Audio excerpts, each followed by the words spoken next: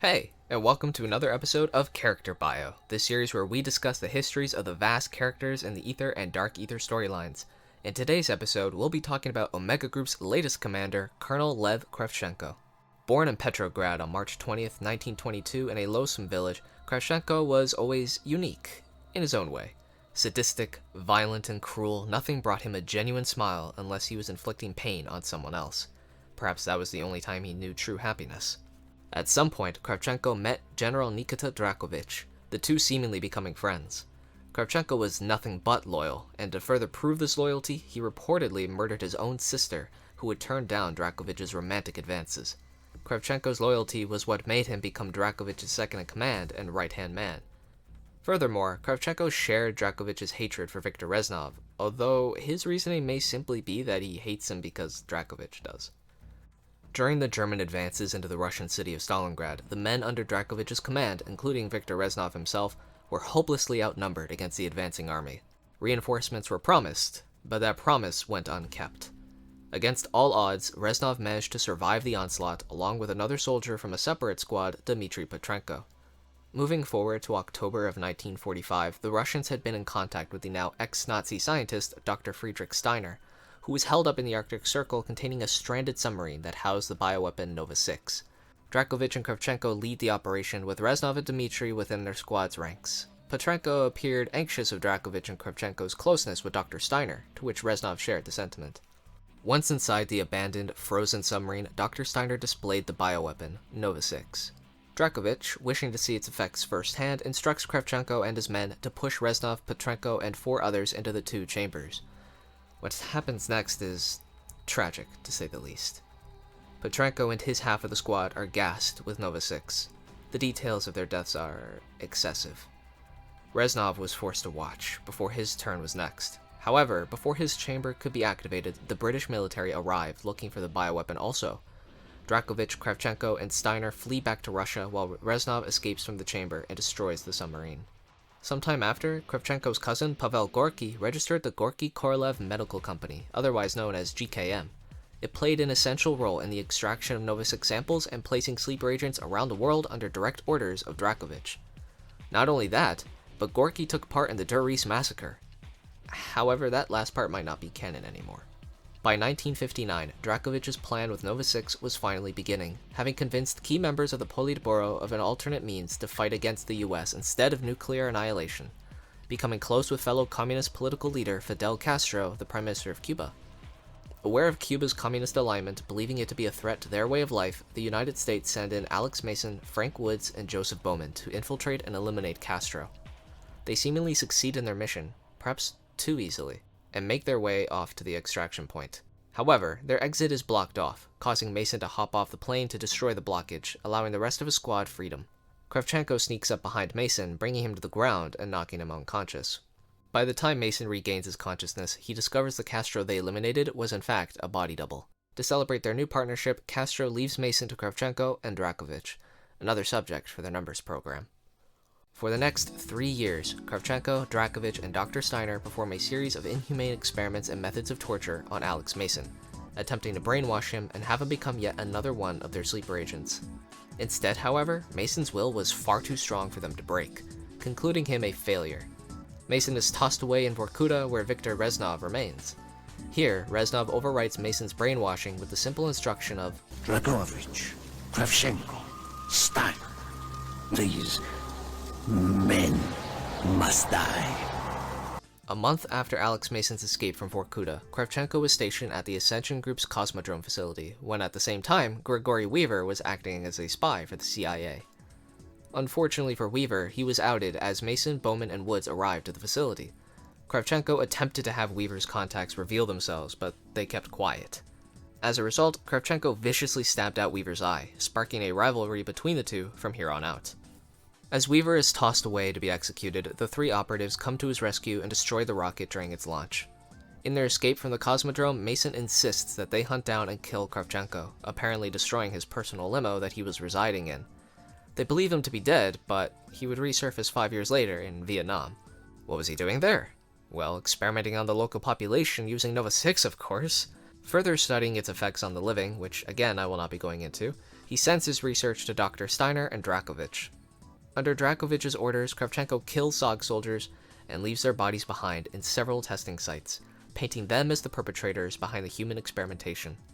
After having escaped from a POW camp with the loss of Bowman, Alex Mason and Frank Woods infiltrate one of Kravchenko's testing sites, which housed other captured POWs who were going to be presumably used for further testing.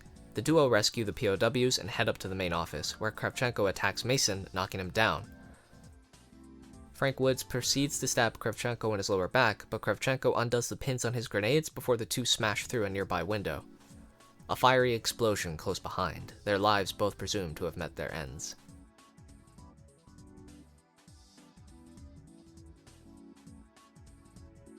But in reality, Kravchenko was completely fine. He went back to working for the KGB after the Numbers program and Nova 6 were prevented by Alex Mason and the CIA. And by 1975, an agent that was employed under the Internal Affairs named Gorev approached Kravchenko and informed him that there was a spy within his ranks and was seeking Kravchenko's own death. Outraged at the accusation that not only did Kravchenko seemingly not notice this act of treason, but that someone would dare betray him in the first place, he'd spout violent, vile threats towards Gorev, only for him to ask for him to trust him. 2 days later, Gorev returned with the spy, Private Sidorov. This odd encounter sparked a friendship that would be everlasting. In 1981, while in the Lubyanka building, Kravchenko was tasked with the mission to snuff out a mole within the KGB. Considering how great he did last time, he was obviously the right choice this time. This situation can go a variety of different ways, but regardless of how it goes, Kravchenko fails to find the mole, who is none other than Dmitry Belikov. Although depending on the choice you made during this level, you can learn that Kravchenko was suspicious of Belikov. Failure after failure, with Nova 6, the Numbers program, and now the mole and this insult in the KGB's very own Lubyanka, he's a stain, one who is in desperate need of a redemption arc. By March 1983, the KGB provided Kravchenko with one last chance at redemption. He was appointed leadership of the exoscientific group known as Omega Group, an organization founded in 1975 that focused on psychotronic phenomena, bioenergies, and biocommunications. He was given instructions to find something that could offset the recently announced Strategic Defense Initiative, or SDI. He saw this as a joke. It was a joke. What was he to do with this? How could he possibly redeem himself through this? Hoping to find anything that could be useful in this endeavor, he had the research and development team scour through the KGB's archives. From April to July, they searched and searched until Dr. Alexander Valentina discovered 2 film reels that withheld footage of a Russian squad in 1945 discovering the remnants of a Nazi bunker that contained a gateway to another dimension. There, he saw it. He had finally found it. His chance at redemption. Another universe teeming with life, or unlife, rather. Endless opportunities for weapons to strike against the US. He brought the reels to the chairman, who would review the film reels alongside other important members of the Politburo. Ultimately, they saw the same potential Kravchenko did, and allowed for Omega Group to investigate this other dimension, initiating Operation Undertaker. As a result, Kravchenko sends out Omega operatives to reactivate the particle accelerator in Morasko, Poland, with Dr. Valentina and Dr. Peck watching over the operation and examining the remains of the facility. Upon the cyclotron's reactivation, dimensional breaches began to occur across the globe, with a massive one occurring in the Ural Mountains. Seeking a way to weaponize their findings, Phase 2 is initiated upon the cyclotron's reactivation, dubbed Operatia Inversia. From a private source, likely the director of Requiem, Kravchenko was informed of a powerful being known as the Forsaken residing in the Dark Ether. Operatia Inversia was created to thwart this creature. Following the formation of a new division within Omega Group led by Dr. Hugo Yeager, Kravchenko, Dr. Valentina, Captain Sergei Ravanov, and a squad of Omega operatives arrived to Laos in response to Zhao's distress signal. A dimensional breach occurred, with almost no survivors left. Omega operatives cleared the area and saved Zhao from certain death. However, Kravchenko orders Sergei to extract brain fluid from the undead and to inject it into Zhao's cranium per request of Dr. Valentina, who is wishing to see the results for some unknown experiment. The result is disturbing. Zhao screamed in agony for quite some time before perishing, then resurrecting and screaming some more. The experiment was considered a failure. At their recently constructed Outpost 25 facility in Vietnam, Omega operatives have been venturing into the Dark Ether to harvest Ethereum crystals for Omega's operations.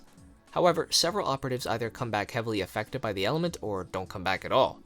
As a result, Kravchenko sends a request for more volunteers. ultimately meaning the usage over the local population, gulag prisoners, and enemies of the state, allowing for more Ethernauts, as they were called, to harvest Ethereum, and if they died, well, they didn't care. Given info on an incoming infiltration to Outpost 25 from the mysterious source, Kravchenko relays to Gorov to inform Peck of the incoming threat. His orders are to capture and eliminate BND agent Samantha Maxis. And he would indeed capture her, but under orders from the director of Requiem, Peck tosses her away into the Dark Ether rather than getting any valuable information or just full-on killing her. The results of this was a zombie outbreak all across Outpost 25, which I've already gone into detail on, which you can learn more about here. Anyway, after Requiem saved Samantha and extracted from the facility, Peck had been releasing distress calls to Dr. Valentina and Gorov, who both assured him that help would be on the way, and that form of help was Lev Kravchenko. Sure, he transferred all of his files to Omega HQ and probably deleted the copies at Outpost 25, but he also tossed away the only possible asset they could have used to further intel on Requiem. As punishment, Kravchenko delightfully removed one of Peck's eyes. I'd say he has a thing for it at this point. Thankfully for Kravchenko and Omega Group, Dr. Peck's research on their inversion warheads was safe thanks to Peck's efforts, so not all was lost. With this, they brought the research to the Ural Mountains, where Gorov watched over Peck. Meanwhile, Kravchenko and Dr. Valentina discussed possible striking locations for their warheads with the chairmans. Valentina insisted and pushed for Berlin, which Kravchenko found odd. When the meeting was over, Kravchenko pulled her aside to ask why her insistence on Berlin. Her fib was, "I hate Germans." That answer was enough to satisfy Kravchenko, who, due to being a veteran from World War II, shared that same hatred. Sometime later, Kravchenko has Valentina meet with him, asking her on her current thoughts and opinions of his leadership, and how she feels about him taking over her project, Operatia Inversia. She shows her loyalty, but Kravchenko knows there's more. He asks her for the truth. She steps down from her allegiance and wonders where she went wrong, if she had done something, if perhaps she was too ambitious. Kravchenko tells her she wasn't ambitious enough. With the Dark Ether becoming more aggressive, the phase's reach expanding, and the looming threat of the Forsaken, Kravchenko is beginning to feel the pressure. As a result, he begins to push Peck on Operatia Inversia, shortening the deadline. Kind of like how Activision likes to do with these things. But that pressure would amount to nothing, as Requiem's strike team, with the secret assistance from both Samantha Maxis and Sergei Ravenov, launched the inversion warheads into the depths of the ocean, destroying their only way to possibly defeat the Forsaken. Another setback, another failure. Kravchenko's reputation, Omega's reputation, was rapidly declining. Sure, they were ahead in terms of weaponry and technology, but they were consistently losing under Kravchenko's leadership. Fully aware of the mole in their ranks, Dr. Yeager approaches Kravchenko with a plan to remove the Requiem strike team from the picture and to snuff out the spy that has been ratting out their plans. Kravchenko gladly agrees. Learning of 7 scientists who wish to defect from Omega Group, Dr. Yeager and Kravchenko see this as the perfect opportunity to lure out the mole. Falsely joining their cause, Yeager comes to learn that Ravenov is the mole. Before dealing with Ravenov, they decide to use this to their advantage. Ravenov informs Requiem of the 8 defectors, dubbed the Omega-8, and together they formulate a plan to extract the scientists out of the Ural Mountains and back to Requiem HQ. Once the scientists were brought to the monument, Yeager butchered the scientists brutally. Requiem's strike team eventually found the remains, realizing they've been had. They call in for an extraction, but as Raptor 1 begins to take them out of the outbreak zone, Kravchenko fires a rocket launcher toward the helicopter, bringing them earthbound. Weaver and Kravchenko get to speak, although briefly, for the first time since '63. Requiem had failed in their mission. Ravenov went into hiding after being outed as the mole, and Omega Group, as well as Kravchenko, finally had their first real win. However, despite this win, Kravchenko was enraged. How could someone get by their suspicions, let alone desire to defect from Omega Group? Ravenov was known for his fierce loyalty to the motherland, and yet he turned against it. When Kravchenko says that Dr. Peck's research is the last chance they have at facing off against the Forsaken, Gorov interjects, questioning his source. Kravchenko would bark back, saying, "Not to question my source." Around this time, Kravchenko was also informed by Gorov that Dr. Peck has been communicating with an individual from the recovered Dark Ether computer device. Gorov was under the assumption that Kravchenko had known this for several months, as Dr. Valentina promised to inform Kravchenko of this discovery. Not only did she not do that, but she's been acting more suspicious as of late, performing unknown tasks in Berlin. He tells Gorov to allow Peck to continue talking to his friend on the other side, and to request information on the Forsaken. Kravchenko was going to deal with Valentina personally. Except, he couldn't. Valentina, who was now revealed as Angelica Vogel, had just unleashed an undead army in the city of Berlin. in communications with the Forsaken, believing it to be her father, Dr. Ulrich Vogel, the leader of Project Endstation. In need of people to defeat her and prevent the Forsaken from crossing over, Kravchenko makes the interesting decision of allowing the Requiem strike team a brief moment of freedom.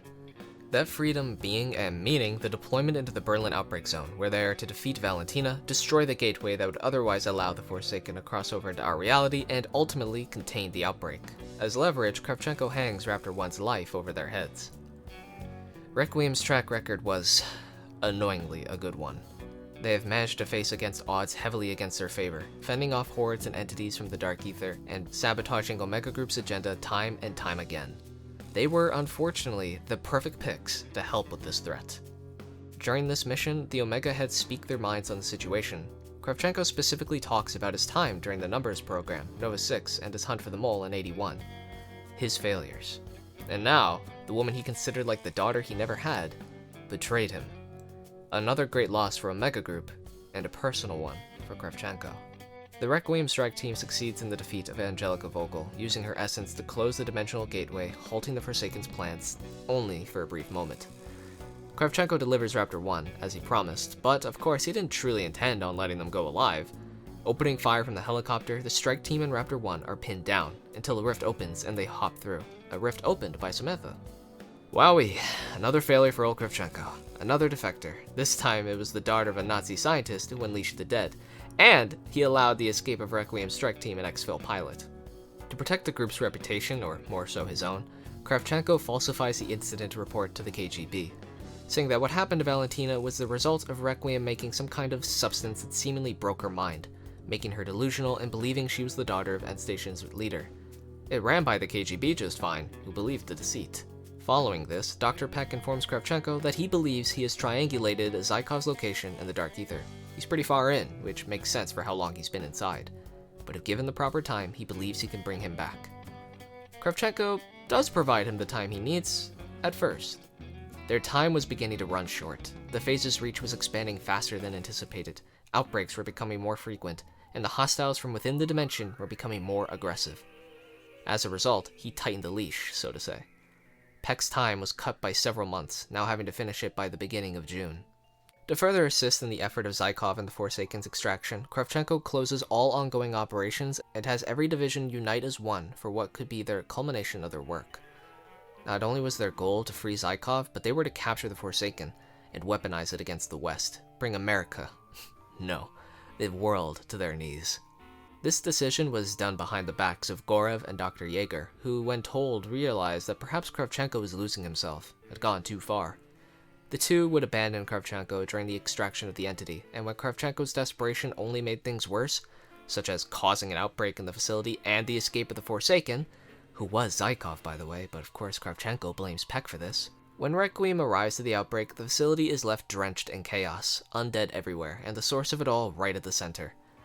With Peck's help, they make their way to the Forsaken and manage to defeat and capture it. Meanwhile, with Kravchenko, he has lost yet another close ally. Everyone has betrayed him, and as the undead break through their defenses, Peck shoots, the gas line! Scorching half of Peck's face and somehow leaving Kravchenko unscathed. But with the Forsaken captured and in America's hands, and possibly anyone left under his leadership has either been killed or has betrayed him, Kravchenko is out of chances.